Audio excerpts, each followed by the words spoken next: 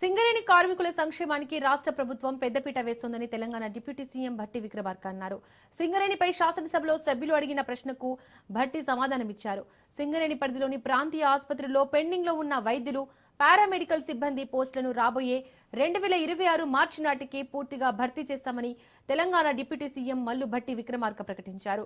ప్రపంచీకరణ, ప్రైవేటీకరణ సవాళ్ల మధ్య సింగరేణి సంస్థ మనుగడను కాపాడుకోవడమే తమ ప్రభుత్వ ప్రధాన లక్ష్యమని భట్టి విక్రమార్క స్పష్టం చేశారు.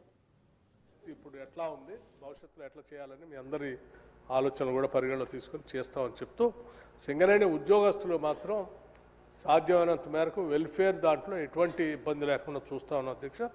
మన ప్రభుత్వం వచ్చిన తర్వాత మొట్టమొదటిసారి సింగరేణి ఎంప్లాయీస్కి ఇన్సూరెన్స్ కార్యక్రమాన్ని తీసుకొని ఒక్క పైసా రాష్ట్ర ప్రభుత్వం పైన కానీ లేకపోతే సింగరేణి పైన కూడా ఒక్క రూపాయి కూడా భారం లేకుండా ఇన్సూరెన్స్ బ్యాంకుల ద్వారానే, ఎందుకంటే బ్యాంకుల ద్వారా మనం ఈ లావాదేవీలన్నీ చేస్తూ ఉన్నాం, వాళ్ళ అకౌంట్స్ మెయింటైన్ చేస్తున్నాం కాబట్టి బ్యాంకుల ద్వారానే ఎటువంటి ఇబ్బంది లేకుండా కార్మికులందరికీ ప్రమాదవశాత్తు ఏదైనా జరిగితే ₹1,00,00,000 ఇన్సూరెన్స్ వాళ్ళకి వచ్చేటట్టుగా సింగరేణి కార్మికులందరికీ మొట్టమొదటిసారి మన ప్రభుత్వం, ఈ ప్రభుత్వం, ప్రజాప్రభుత్వం వచ్చిన తర్వాతనే చేసాం అధ్యక్ష.